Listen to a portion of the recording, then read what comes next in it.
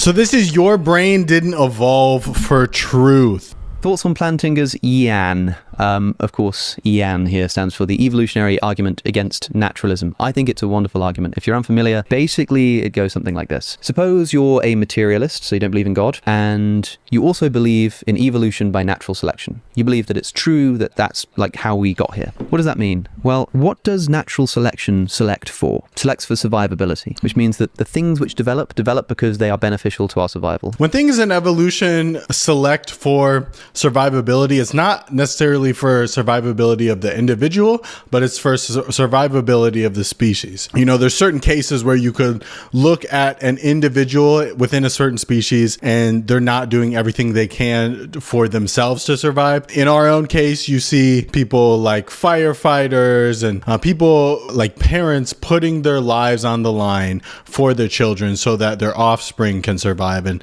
pass on the genes, which is really what's more important than the actual individual surviving. If you look at an anglerfish, the male anglerfish is mostly there just to be a sperm donor for the female anglerfish, and their lives are not much of anything. They get absorbed into the body of the female anglerfish, and you know, their personal survivability is not as important as passing on the genes. 5 fingers or 4 fingers and 1 thumb, or 8 fingers and 2 thumbs, because it's beneficial to our survival. It's not because it's like true to have 4 fingers or to have 3 or whatever. It's just beneficial. If you're a materialist, then that means that every single thing about you evolved in this way, including your brain, including your rational faculty, which means that the faculty you're using to reason evolved not to be sensitive to what's true, but just to what's going to make you more likely to survive. I think one thing that's really interesting about how our brains work is I feel like we're in some instances able to step outside of the bounds of how the human brain was meant to work. For example, like mathematics, we can create symbols for things, and by establishing concrete rules for the base structures of things like 1 + 1 = 2, 2 × 2 = 4, things like that, just small little rules. We could then compile them to do more complex calculations with mathematics, like calculus and things like that. And those things are not very easy for us to comprehend. Most people can't solve calculus equations just at the snap of a finger. It's not something that's intuitive for us, but the very base rules of math are pretty intuitive when we just build from there. So when you step outside the bounds of what our brains were meant to do and try to extrapolate, it can get a little iffy when you're trying to use reason for things like, why are we here in this universe? It's hard to get to the bottom of that by just using internal reasoning. When you think 2 + 2 = 4 is true, it could just be the case that believing 2 + 2 = 4 is true is beneficial to our survival, and so everyone who didn't believe this died off, and those who did believe this remained. That would mean that it's not necessarily true that 2 + 2 = 4, it just means that believing it's true is beneficial. Of course, this doesn't prove that 2 + 2 = 4 is false, it just undercuts the reason that we have to believe that it's true, because the reasoning faculty we're using is not sensitive to truth, it's sensitive to survivability. And so Plantinga specifically points out your belief in evolution by natural selection. He says that, why do you believe in evolution? Oh, because you've looked at the evidence and you've reasoned a conclusion based on the evidence. But the thing is, the truth of evolution undermines the reasoning faculty that you used to get to the truth of evolution. Because you can't really say that that belief is true. You can only say that believing it's true is beneficial to your survival, because that's what your reasoning faculty is. It's just something that, helps you to survive. It's got nothing to do with truth. I think truth is only truth as far as the rules are not broken.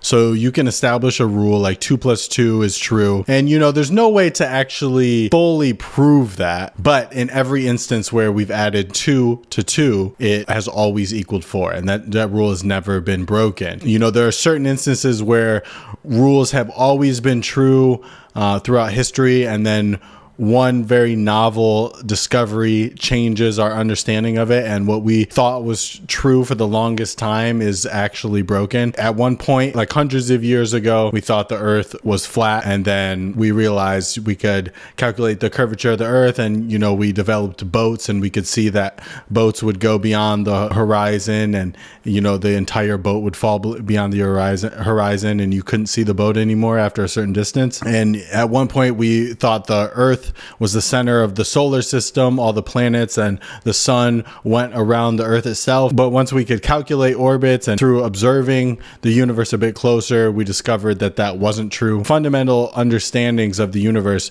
being completely flipped on their head from novel discoveries. That does happen. But there are certain things that have been tested so much that it would take some extreme discoveries to shake our understanding of how those rules actually function. Basic arithmetic is something that has never failed us thus far. So it's sort of an undercutting argument. It's not trying to say that evolution is false. It's not trying to say that there is no truth. It's not trying to say anything like that. What it's trying to say is that if you believe that reasoning leads to truth, then you have to account for the fact that if you're a materialist, your reasoning faculty didn't evolve sensitive to truth. It evolved sensitive to survivability, which is a different thing. Now, of course, many people immediately respond, well, hold on, like, surely believing true things is beneficial to survival. Like, if we believed a bunch of false facts about the world, then we just wouldn't survive. And so, yeah, sure, like, the reasoning faculty evolved for survivability, but true things, believing true things, makes us more likely to survive. So what's the problem? The problem is that there are at least some cases in which we can conceive of believing something false being beneficial to our survival. So a common example is to say, think about when somebody scares you. If I went into a restaurant or something and just popped a really loud balloon or screeched an air horn, everybody would jump. They would tense up, they'd look around, they'd be scared for at least a second before they realize what had happened. Remember when kids in school used to try to make you flinch? Like, they'd go like that, and then if you flinched, they're like, oh, you flinched. But in reality, like, flinching is the best instinct to have. It charges you to have self-defense as soon as you feel threatened. Animals that didn't flinch back in the day got eliminated from planet Earth because not flinching was detrimental to their survival. Flinching allows you to heighten your senses and get ready for having to fight or flee. That would always frustrate me when somebody would be like, oh, you flinched. It's like, yeah, of course I did. I'm a functioning human being. Every time you hear a loud bang, it's a threat? No. But clearly, at least for that first little moment, believing that it's a threat, even just instinctively, believing that it's a threat is beneficial to your survival. Because if it's not a threat, like, who cares? Whatever, you just flinched. But if it is, then you're tensed up and you're ready to go. You're ready for the fight or flight. And so although it's not true that every bang is a threat, it's beneficial to sort of act as though it is. Plantinga points out that a bit like how our bodies just flinch and we kind of can't stop it, even though it's not really sensitive to truth, maybe our reasoning faculties just think that 2 + 2 = 4. We kind of can't help it, even though that's not actually sensitive to truth at all. Of course, we'd never be able to know. We can't step outside our own reasoning faculties, right? It's the very thing that I'm using to have this dialogue with you. And by dialogue, I mean responding to your comments on Twitter. But so you might be tempted to say, yeah, sure, I mean, I get the flinching thing, but 2 + 2 just is 4. I can't conceive, you can't conceive of anything else. But Plantinga's point is that that's because your reasoning faculty is telling you this is how it has to be. But if that reasoning faculty has evolved not to be sensitive to truth, then how can you possibly know that the things it delivers to you, like these answers, 2 + 2 = 4, are true? And I actually think this is a genius argument. It means that we need to confront our idea about what truth is and how we can be confident that we have any access to whatever that truth is. In my opinion, there's no objective truth between us. I think there's an objective truth in the universe. There are things that happen, but our ability to grasp at it is never going to be objective just because we're limited by our senses. We're limited by our biases. We have certain things we have to assume are true for our own survival. And I think our truth as individuals is both probability and consequence.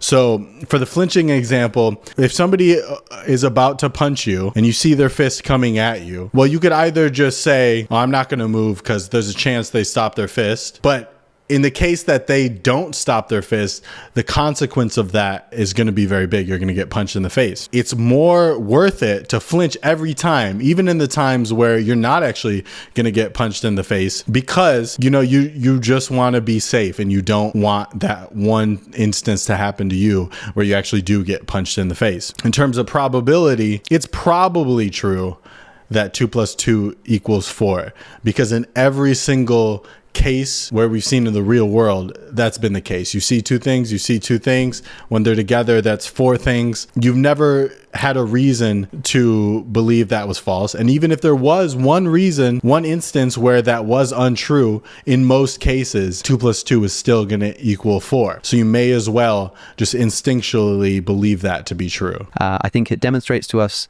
the potential limitations of our brains if they are, in fact, unguided in the result of evolutionary pressures. And I think it puts up a real challenge for people who want to be like realists about truth to say like how we have any epistemic access to that. That was very interesting. I don't think that just because we evolved to think the way that we do, that we can't treat life as if there is some objective truth to it, because there are things that are more probable to be true and more probable to happen. But I think you shouldn't have hubris in feeling like you have access to some sort of truth based on your reasoning. But yeah, I'll see you on the next video.